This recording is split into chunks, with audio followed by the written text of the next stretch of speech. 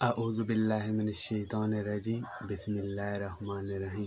امید کرتا ہوں کہ آپ سب خیر و عافیت کے ساتھ ہوں گے اور ایمان والی زندگی گزار رہے ہوں گے۔ جیسا کہ آپ سب کو پتہ ہے کہ ہمارے جو ویڈیو ٹاپک چل رہے ہیں وہ نماز کے متعلق ہی ہیں، اور آئے کا بھی جو میرے ٹاپک ہے وہ انشاءاللہ تعالیٰ نماز کے متعلق ہی ہوگا۔ نماز کے جو بیانات ہیں وہ سارے نماز پڑھنے کا طریقہ، نماز کی سنتے ہیں، فرائض، نماز کی شرائط کیا کیا ہیں، وہ ساری ہم بیان کر چکے ہیں۔ آج جو ہمارا ٹاپک وہ نماز میں جماعت کے متعلق ہے کہ اگر انسان جماعت کے ساتھ ہو تو وہ کیسے نماز پڑھے، اگر اکیلا ہو تو کیسے پڑھے، جماعت کے ساتھ ہو تو کیسے پڑھے، ٹھیک ہے۔ اور اس کے علاوہ جو دوسرا ہمارا اس کے ساتھ ہوگا، اسی ویڈیو میں ہوگا کہ اگر نماز میں کوئی جماعت میں کوئی رکوع رہ جائے، اور اسی ویڈیو میں ہمارا یہ اور اگلا جو اسی میں جو ٹاپک ہمارا ہوگا وہ دوسرا یہی ہوگا ہوگا کہ وہ اگر یہ جماعت ہوگا میں کہ کوئی اگر ہمارے ایک جماعت یا میں دو یا 3 رکعت رہ جائیں تو وہ بعد میں کیسے ادا کرنی ہے۔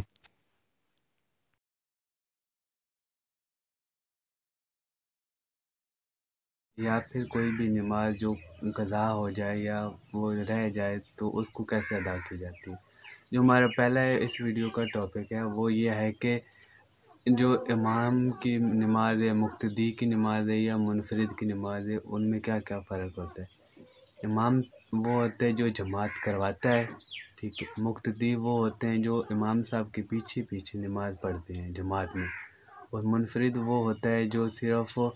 اکیلے نماز پڑھتے ہیں، اس میں کوئی جماعت نہیں ہوتی، مطلب کہ اکیلے جماعت کی میں نماز نہیں پڑھتا، اکیلے پڑھ رہا ہوتا ہے، ٹھیک ہے۔ اور اچھا، جو امام کی اور مقتدی کی اور منفرد کی نمازیں میں اس میں زیادہ فرق نہیں ہے، تھوڑا بہت فرق ہے، ٹھیک ہے۔ وہ آج ہم سب سے پہلے اس ویڈیو میں وہ بیان کرتے ہیں کہ ہماری جو آج کی ہے مقتدی کی اور امام کی نماز یا منفرد کی نماز، اس میں کیا فرق ہے۔ جو امام صاحب کی نماز ہے اور منفرد کی نماز ہے، منفرد اکیلے کہتے ہیں جو اکیلے نماز پڑھتا ہے، جماعت کے ساتھ نہیں پڑھتا، تو وہ تقریباً ایک جیسی ہے، اس میں کوئی کسی قسم کا کوئی فرق نہیں ہے تقریباً۔ جو امام کی نماز ہے اور مقتدی کی نماز ہے، وہ پہلی رکعت میں امام اور مقتدی نیت کرنے کے بعد پھر ثنا پڑھے گا، ثنا پڑھنے کے بعد کوئی جو مقتدی ہوگا وہ بالکل خاموش کھڑا رہے گا، نہ وہ سورۃ فاتحہ پڑھے گا اور نہ ہی کوئی وہ ساتھ دوسری صورت ملائے گا، وہ صرف خاموش پڑھے گا۔ امام صاحب جو ہیں وہ سورۃ فاتحہ بھی پڑھیں گے اور اس کے علاوہ جو دوسری ہے وہ ساتھ صورت بھی ملا کے وہ بھی پڑھیں گے۔ اس کے علاوہ جو ہمارا وہ آگے آ جائے گا رکوع میں ہم ایسا کریں گے کہ جب رکوع کریں گے تو اس میں امام صاحب ہیں وہ جب رکوع سے کھڑے ہوں گے تو وہ سمع اللہ لمن حمدہ پڑھیں گے، اور جو مقتدی ہیں وہ صرف ربنا لک الحمد پڑھے گا۔ اس کے علاوہ جب یہ ہو گیا، ٹھیک ہے، تو باقی سجود ایسے ہی ہوں گے، اور پھر جب دوسری رکعت ہوگی تو دوسری رکعت میں جو مقتدی ہے وہ بالکل خاموش کھڑا رہے گا، امام صاحب سورۃ فاتحہ پڑھیں گے اور ساتھ دوسری صورت ملا کے، اور پھر پہلے کی طرح ہی رکوع سجود کریں گے، اور اس کے بعد اگر 2 رکعت ہوئیں تو پھر دوسری رکعت میں جو اتحیات ہے وہ تشہد وہ ہم مل کے پڑھیں گے، ٹھیک ہے، امام صاحب بھی پڑھیں گے اور مقتدی بھی پڑھیں گے۔ اس کے علاوہ اگر تیسری رکعت آتی ہے، ٹھیک ہے، 4 فرض ہیں یا 3 ہیں مغرب کے، تو اس میں بھی دوسری رکعت کی طرح ہی مقتدی بالکل خاموش رہے گا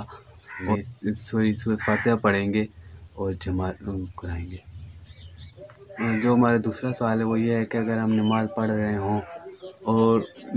جماعت ہو رہی ہو اور ہم جائیں تو ہماری 1 رکعت، 2 رکعت، 3 رکعت یا 4 رکعت رہ جائیں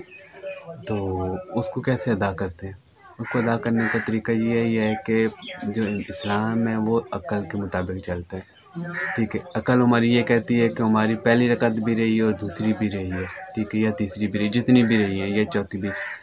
تو جب جو نماز ہمیں جماعت کے ساتھ ملتی ہے، امام صاحب کے ساتھ ملتی ہے، ہم اس کو امام صاحب کے ساتھ جماعت کے ساتھ پڑھ لیں۔ اس کے علاوہ باقی جو ہماری ملتی ہے ہمیں رہ جاتی ہے، چاہے وہ 1 رکعت ہو، 2 ہوں، 3 ہوں، ٹھیک ہے، جیسے ہی امام صاحب سلام پھیریں گے، ٹھیک ہے، تو اس کے بعد پھر جو ہوگا مقتدی ہوگا وہ کھڑا ہو جائے گا اور ایسے نماز پڑھے گا جیسے کہ پہلی رکعت پڑھتے ہیں۔ پہلی رکعت کیسے پڑھتے ہیں کہ پہلے ثنا، ٹھیک، ثنا پڑھنے کے بعد سورۃ تعوذ تسمیع کے بعد سورۃ فاتحہ کے بعد 7 سورت ملا کے اور پھر رکوع سجود کریں گے۔ اچھا، رکوع سجود کرنے کے بعد اگر 2 رکعت رہی ہیں تو پھر کھڑے ہو جائیں گے اور پھر ایسے پڑھیں گے جیسے دوسری رکعت پڑھتے ہیں۔ اب دوسری رکعت کیسے پڑھتے ہیں کہ تعوذ تسمیع پڑھنے کے بعد سورۃ فاتحہ پڑھتے ہیں اور ساتھ ایک سورت ملاتے ہیں۔ اگر 3 رکعت رہی ہیں تو پھر جو جماعت کے بعد جو تیسری رکعت ہماری ہوگی، ہم نے پہلی پڑھی، ثنا پڑھی، ساتھ ہم نے سورۃ فاتحہ اور ساتھ ایک سورت ملائی۔ دوسری رکعت میں صرف سورۃ فاتحہ اور ایک سورت ملائی۔ جو تیسری رکعت کی ہماری فرض کی ہوتی ہے اس میں صرف سورۃ فاتحہ پڑھتے ہیں، ساتھ دوسری کوئی اور سورت نہیں ملاتے، اور چوتھی رکعت بھی بالکل ایسی پڑھتے ہیں جیسے کہ ہم نے تیسری رکعت پڑھنی ہوتی ہے، ٹھیک ہے۔ اچھا، اس کے بعد آ جاتا ہے کہ اگر ہم سنت، نوافل یا فرض پڑھ رہے ہوں تو اس میں ہمارا 4 رکعت ہوں تو وہ کیسے پڑھی جاتی ہیں، ان میں کوئی فرق ہے یا نہیں ہے؟ جی ہاں، بالکل فرق ہے۔ اگر ہم سنت، فرض یا نوافل پڑھ رہے ہوں تو دوسری رکعت میں اتحاد پڑھنے اس کے کے بعد جو درود ہمارے شریف نہیں سنت اور پڑھیں گے نفل بلکہ ہوں گے نا، اللہ اکبر کہہ کر کھڑے ہو جائیں گے۔ اس کے وہ بالکل ایسے ہی پڑھیں گے کہ جیسے ہم نے دوسری رکعت پڑھی تھی، مطلب کہ وہ کیسے پڑھیں گے کہ پہلے سورۃ فاتحہ پڑھیں گے، تو فاتحہ پڑھنے کے بعد ساتھ دوسری سورت ملا کے رکوع سجود کر لیں گے، اور پھر تیسری رکعت میں بھی بالکل ایسے ہی کریں گے، پھر چوتھی رکعت میں بالکل بھی ایسے ہی کریں گے۔ یہ ہم بات کر رہے ہیں سنت اور نوافل کی۔ جو فرض ہیں تیسری اور چوتھی رکعت،